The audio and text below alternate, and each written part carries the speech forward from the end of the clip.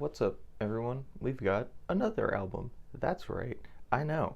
I'm actually uploading on a kind of regular schedule. What's happening? Anyways, album time. The Rime in memory of memory, one of the two. Panopticon, Austin Lunn. Oh boy, was I happy to see this. When I tell you that I've been listening to his 2009 release, Collapse, basically on repeat for the last 2 weeks, I do mean that. So when I then went to his, actual band page and saw that there was a new album, not only a new album, but one released this past week, I was like, oh shit, let's fucking go.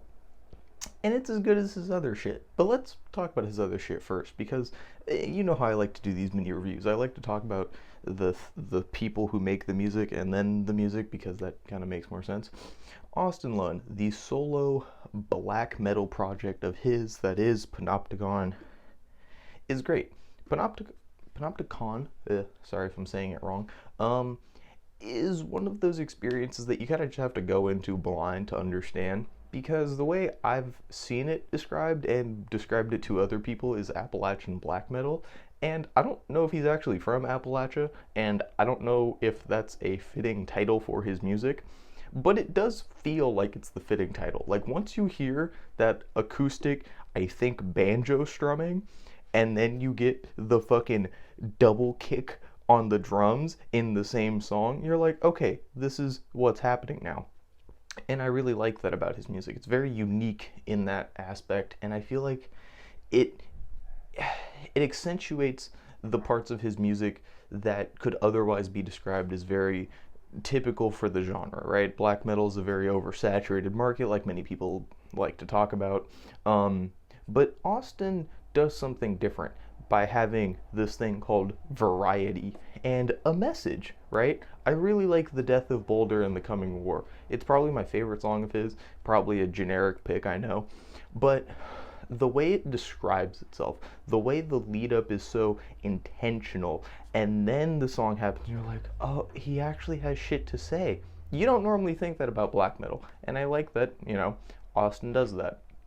So, the Rime of Memory, the Rime in Memory, literally forgot what the title was after looking at it 10 seconds ago, is a good album, but it doesn't have as much in the way that I like his music, right? The opening track, I'm not going to try to tell you the title, because you can go look at it, I'm not remembering that, is just 2 minutes of acoustics. Fuck yeah, good shit. He knows I love it, he did it. Nice. And then the rest of the album, right? The rest of this hour-long album. Pummeling.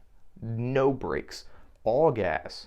It's insane. I think there's another kind of intermission piece in one of the other songs, and that's it. The rest of it is just double bass. It's fucking amazing. I love it. This project, as I've seen described in multiple articles already, is icy. And I would use that as a descriptor.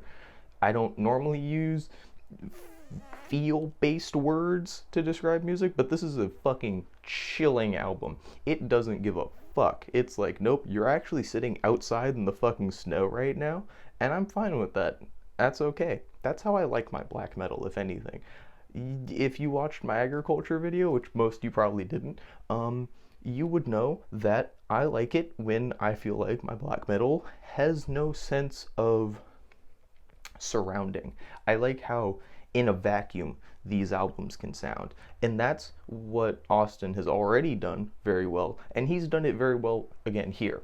I don't really have a lot to say about the songs specifically, because in my head, An Autumn Storm and The Snow Drought have the same vibe. Like, the vibe and the sonic cohesion is immaculate. But because of that, it's just one big song. You should think of it that way. Like, they have titles and they end, but not really. It's more of just one instrumental idea blends into the next one seamlessly, and that's how you get a song in this sense. It's kind of more like Dope Smoker than anything, at least in the way I would describe the listening and therefore the sonic experience. I had a bubble in my throat.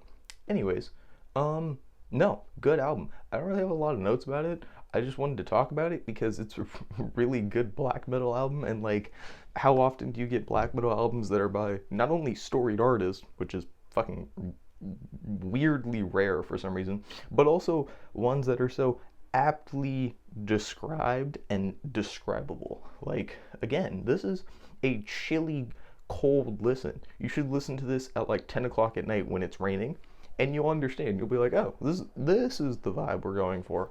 Um, and yeah, no, good album. I like that he's still pumping out music. I know he did. I didn't realize. I'm gonna be so for real, right? I'm a newbie, so I've only listened to two of his albums in the live album, but I don't know how people feel about live albums, so I'll just say two.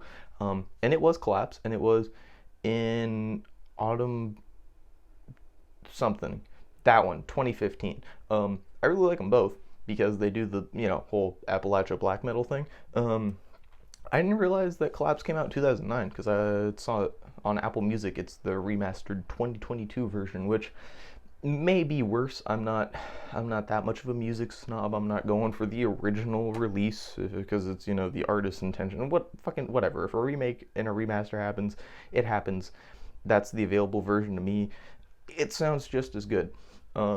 So yeah, no, I don't know, glad he's making music. It's a good album. I don't have a lot of notes outside of, if you want black metal that is top notch, it is top of the shelf, it is the stuff that other people should be trying to make and exceed, here you go. And yeah, that's it. Thanks for watching.